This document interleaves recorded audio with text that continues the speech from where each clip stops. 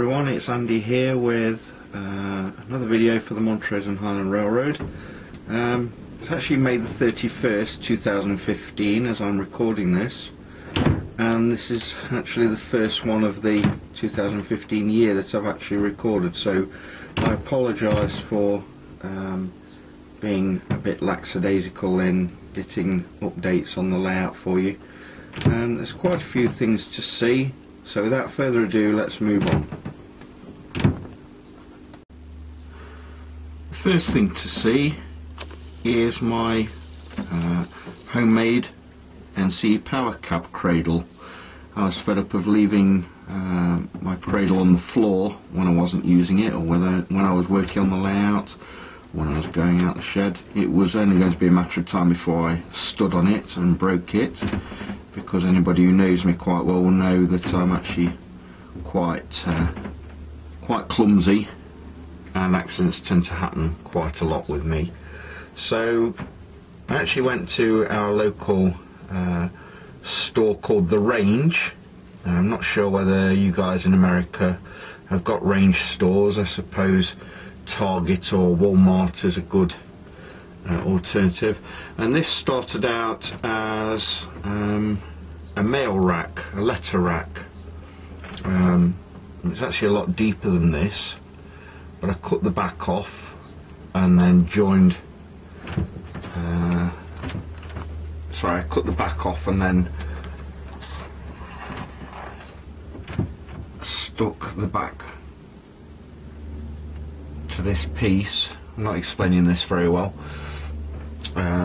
Screwed it into the wall. Basically I made it more shallow so that the power cab doesn't get lost in there, and then cut a little piece out just there where the wire can go. And then when I'm not using the throttle, I can put that back in there like that. Keeps it nice and safe. I've probably showed you my car cards before, but I'm a member of both the N-Scale forum, predominantly American modelers on there, and also the Engage forum. One of the guys on there, Graham, has asked me for a little bit of advice on using car cards. So here's what I'd do. Here's my car card. It's got a picture of the car on it. Not quite sure what that is. Oh, here it is. The car's over here right now,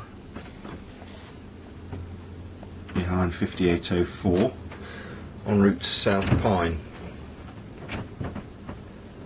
It's got the number on there, a description, and it's also got a little pouch on there which I don't actually use. It's just a piece of paper attached to an ordinary index card, and all my rolling stock has one of these. And what will happen is the car card is in this train here,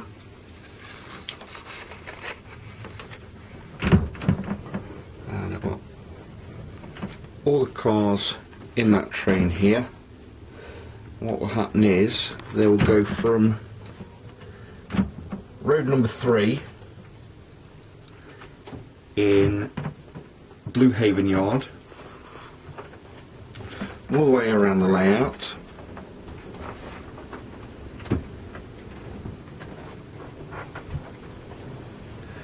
and the train will end up in South Pine Yard here.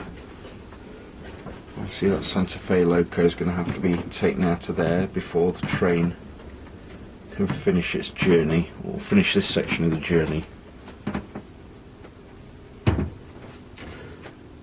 Okay. Once the train is in there, I decide whereabouts these cars will continue to, whether they will stay at South Pine or whether they'll continue their journey onto my virtual network. These two places, Hartleyville and Galenas, actually don't exist as modelled on the layout, but they are destinations for some of my cards.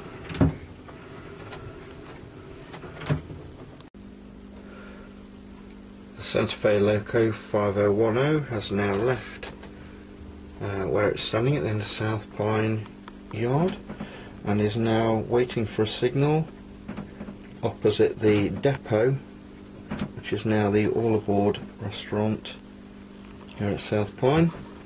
And the train we're interested in is now making its way cautiously into South Pine Yard.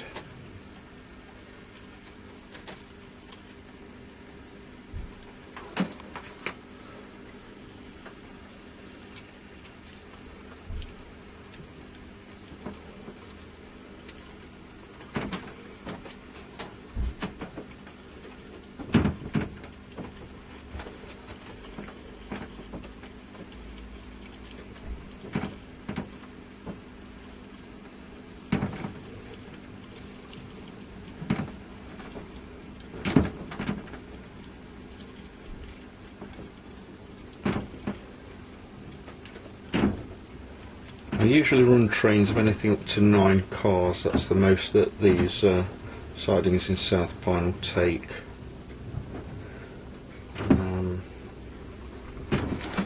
So the train's arrived here. What I usually do now with my operations is I will decide where each of these cars is going now that it's arrived in the yard.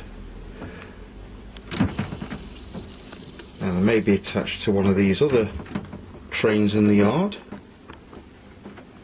or they may, as I've said, go on to Galenas or Hartleyville or any place west, Indiana in the west. And the way I do that is by using dice and paper clips, and I'll show you how I do that right now. So what I've got here now is all the car cards laid out in front of me. And I've got 2 dice here. One is a 6-sided dice and one is a 10-sided dice. Now some of you might not know what they are, but in my youth I used to play role-playing games such as Dungeons and Dragons. Excuse me. And when you play those you use all different types of dice. 20-sided, 10-sided. As you can see, it's got all sorts of numbers on there.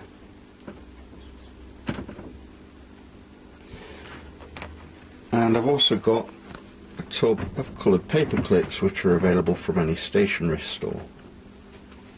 Now this train that's arrived is actually headed for the Galenas line, and here's a list for the places in Galenas: Julia's Textiles, Sutherland's and Westwood Cannery. Also on that line is Hartleyville, and on there we've got Atlantic and Pacific, we've got Russell Stover, Taurus Cement Works, we've got Coca-Cola, which you perhaps can't see there in red, and Ninian Metals. The car we were interested in was the C&O cement hopper. Now obviously there's only one cement works on that line, and that's at Hartleyville, and all the industries are colour coded. So Taurus Cement Works is white, so what we'll do is we'll pick out a white paper clip and I'll put that on there. Okay, and what I'll do, as I say, that's the only place that a cement car can go to. I've got lots of box fans and items like that, so what I do now is for each of these industries on here I'll roll a dice and subtract 1. So let's say Atlantic and Pacific, I've just rolled a 3, so if I subtract 1 that means 2 of the cars in this train will end up at Atlantic and Pacific. What to do now is that car's already accounted for. I've got 1, 2, 3, 4, 5, 6, 7, 8 more cars. I'll probably discount this hopper, and I'll probably discount this gondola. So there's 6 left. What I'll do, I need 3 of these, so I'll shake this dice. So car number 4, car number 5, oh, I've already got a 4, broken roll there, keep getting 4s. Car number 3, so 3, 4 and 5, which means the Connecticut car, the Pennsylvania car, they were 1 and 2, so we ignore those. This was car number 3, which is the Tropicana car. We'll ignore the gondola.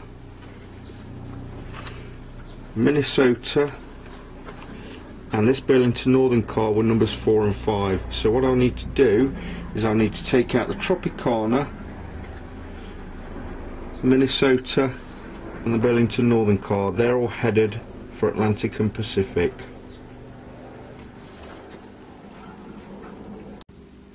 So what I've done now is I've done the dice rolling for all the cars in this train. Okay, so this first one here, we're going to Taurus Cement Works, the white one. These 3 green ones are Atlantic and Pacific. This blue one is the gondola, which has got a trainload of metal in it for Ninian Metals. Presumably they're going to make those into something which can be used in engineering. And these 2 pink ones are for Julia's Textiles. These 2 cars here are destined for places further afield and don't have paper clips on. So what I need to do now is to use my switcher, which is this GP15, which always stays in South Pine Yard, and I make the train up into the correct order where the cars will be dropped off. So if we have a look over here, Atlantic and Pacific will be first. They'll be dropped off the back of the train, followed by Taurus Cement Works, Ninian Metals, Julia's Textiles, and then the 2 cars which have a further afield destination.